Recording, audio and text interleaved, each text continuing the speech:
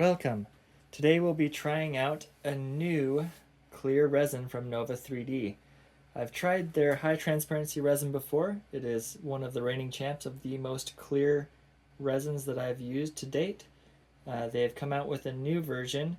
This is water washable, but it is also an ultra clear resin. So we're going to try those and see how they compare to each other. Just for a price comparison, for a bottle of the high transparency, it is about $55, and for the new water washable ultra clear is about $40. I'm going to use my Elegoo Saturn 8K printer, and I will start with the high transparency. As you should do with any new resin that you haven't printed with your printer, make sure that you get your print settings dialed in before you print any actual models. Nova3D was kind enough to provide me with some good starting print settings, so I'll go ahead and use those and do any tweaking if necessary.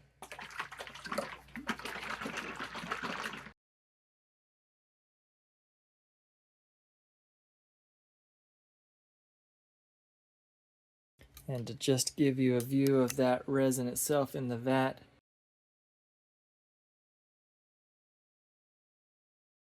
wait a few minutes, make sure it gets up to temperature in the chamber there, and that the resin gets a consistent temperature and the bubbles will all clear up. And then I'll go ahead and start my test print for the high transparency once that's ready.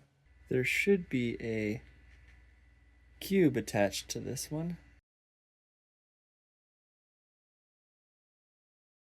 The holes are all the way filled in on the right side, so the bottom layers could actually be reduced a little bit, but the normal layers need to be increased because on the left side those should all be cylinders of various sizes, and most of them are just kind of globs. Although you can see the text, but it's all broken off. It should be protruding. Those should all be sticking out. There's only like 2 or 3 of them, and the others are actually holes. And then in this top corner, those are the supports for a cube that didn't even print. So we will increase the cure time. I don't know why, but I really struggled with this high transparency resin this time with the Elegoo Saturn 8. I did over a dozen different tests trying to get my settings correctly tuned in, but I don't think I've got it anywhere near what it needs to be, but sufficient to do the test with to at least show you some of the clarity. But when I started at 5.5 seconds and went clear up to 8.5 seconds, and on this particular model, this wasn't the one, but it wasn't printing the arch at all, and it just barely had the nubs for the supports. Nothing was working. This one I actually got after I finally decided to change the peel.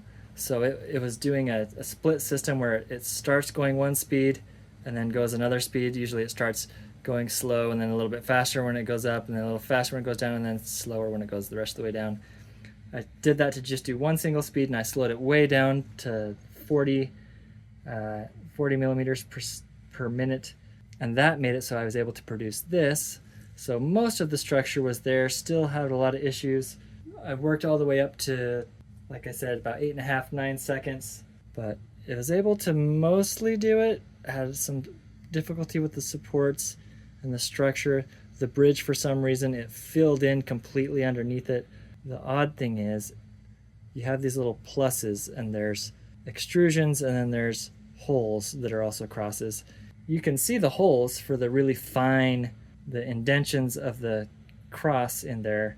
You can still see them, so it's not like filling that in, but it filled in this huge gap for some reason.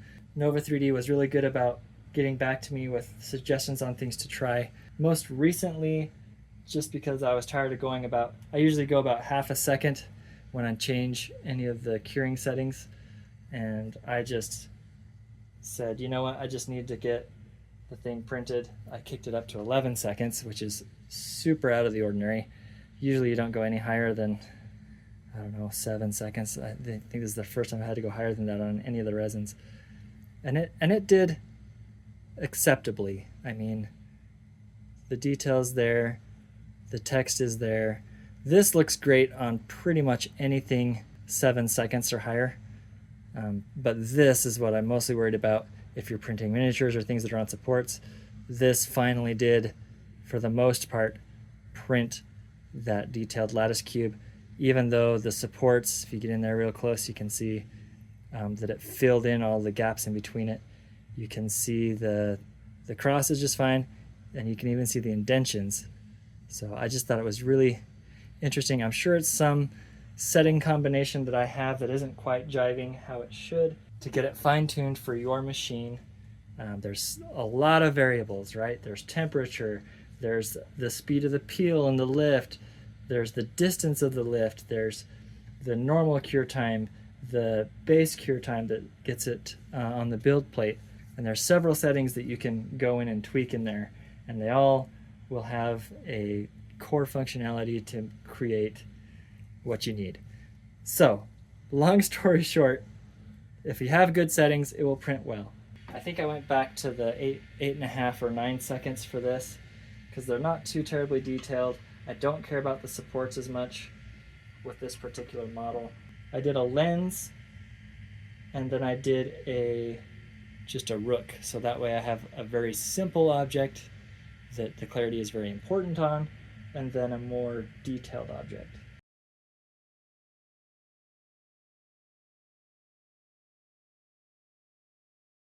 As far as cleaning goes, there are different ways you can do this. I'll tell you what I personally do and why. So I take it off of the build plate, and then I use a shop towel, and I will just dab and clean off any excess resin before putting it into my cleaning liquid. So regardless of whatever liquid you use, what this does is it will prolong how many washes you can get out of that liquid because there won't be as much excess. When you wash it, this particular one, you probably want to use either isopropyl alcohol or another style of detergent. For me, the isopropyl alcohol works just fine, and that's my preferred medium. You can use a wash station that spins it and sloshes it for you. You can use a ultrasonic cleaner. Some resins recommend that you use an ultrasonic cleaner, and some actually recommend that you don't. But you don't need those things. If you don't have those things, you can still print with these resins. And what I do a lot of times to help with cleanup is I'll just use a baggie. It also depends on how big your model is, right? Use a baggie with some isopropyl alcohol in it, and then I'll just swish it around in that to clean it. And probably the best way to clean it is an old toothbrush, because they recommend that you brush off any of the excess. Just make sure to swish it around and get it clean that way.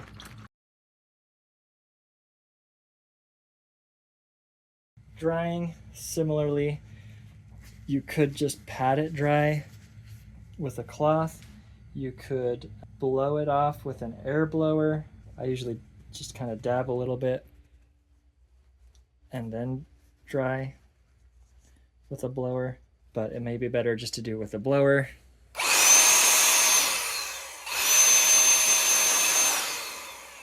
The alcohol will evaporate off of it nicely.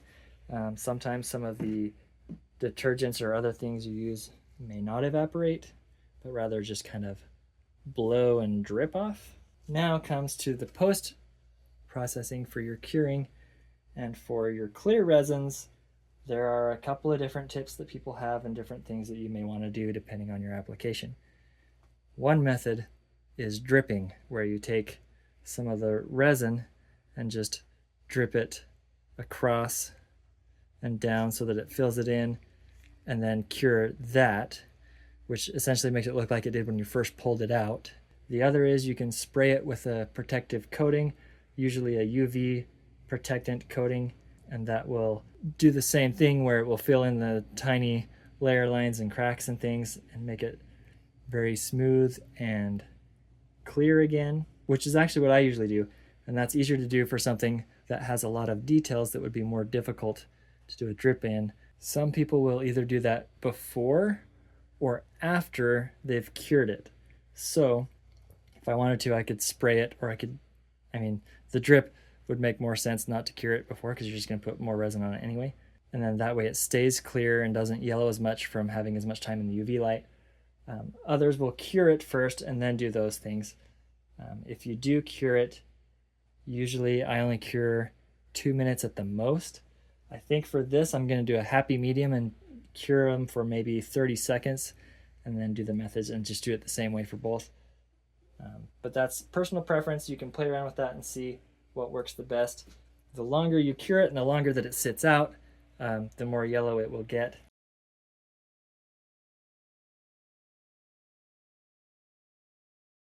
The Washable Ultra Clear resin. This is their newer resin that is also clear.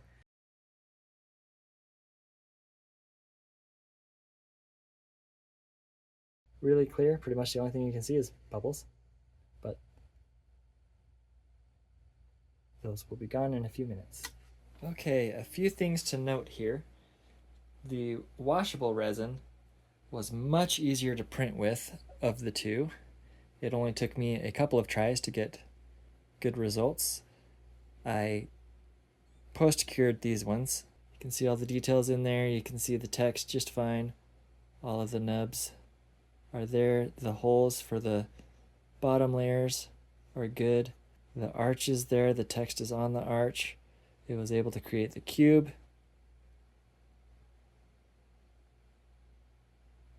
And overall, that looks really good. Over time, the previous test prints started to warp. So these are not washed. These two are about a day old. This one is about 6 to 8 hours old. You can just see that they're warping. So on this one that worked well, that's why I went ahead. I washed them right after I was done printing and cured them. Washable resin will warp a little bit with thin parts. This I did cure for 2 minutes after printing, and that did reduce how much it warped. If you look at test prints that I printed before that haven't been cleaned or cured yet, it warped quite a bit. So just keep that in mind. Here's that print. It is able to do the details much better. And for this, you only need water. So I have a baggie of water here. Never just wash it in the sink and wash the resin down the drain. That's a no-no. Use something in a container that you can then cure the resin out of it and filter it out, and then dispose of the water and dispose of the resin.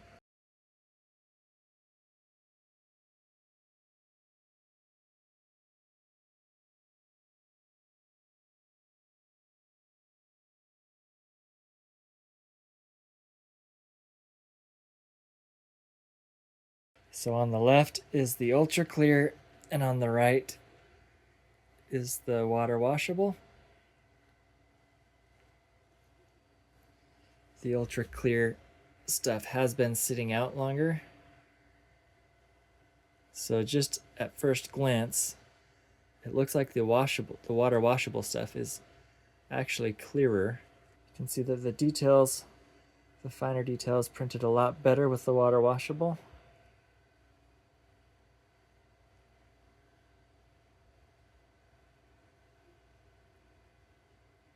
I even tried printing the high transparency again with lower settings. I believe this one was 17 seconds for the cure time on the normal layers. And I put it back to what should be normal, around 6.5. Their water washable stuff is even clearer. It looks like it has a little bit more of a blue hue to it. So it kind of counteracts that yellow a little bit more.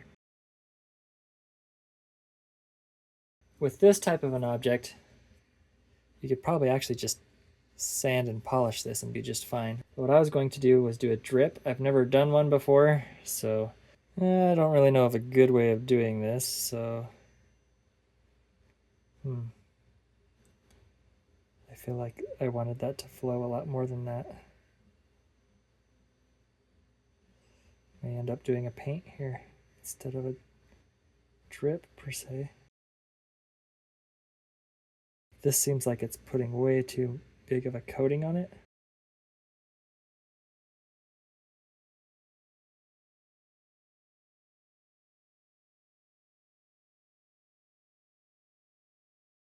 Now I know I didn't execute this well, but that's the idea.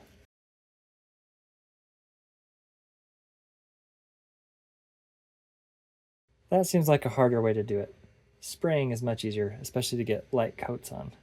This is what has been recommended to me and works well. It's the Mr. Hobby Mr. Super Clear UV cut, because it also protects it from UV so it doesn't turn yellow as much. If you're wanting it to be really transparent, you'll use the gloss. If you want it to be more frosty looking, you could use the matte.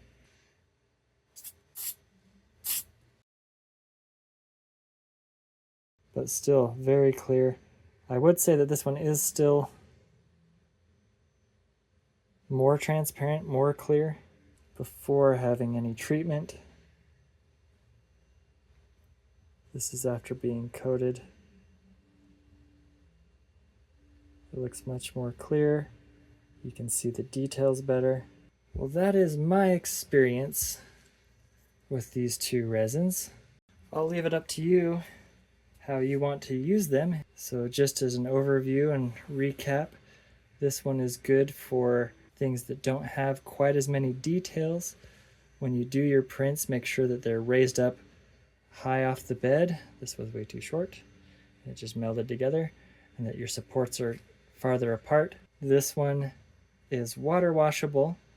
To me, it seems much more transparent and clear than their older version. This is easier to clean with. You don't have to have any chemicals. You can just use water. It does fine details much easier, and overall was easier to print with. For me, this is going to be my go-to clear. Both of these are very clear resins. This originally was the most clear I was able to get, especially for a decent price point.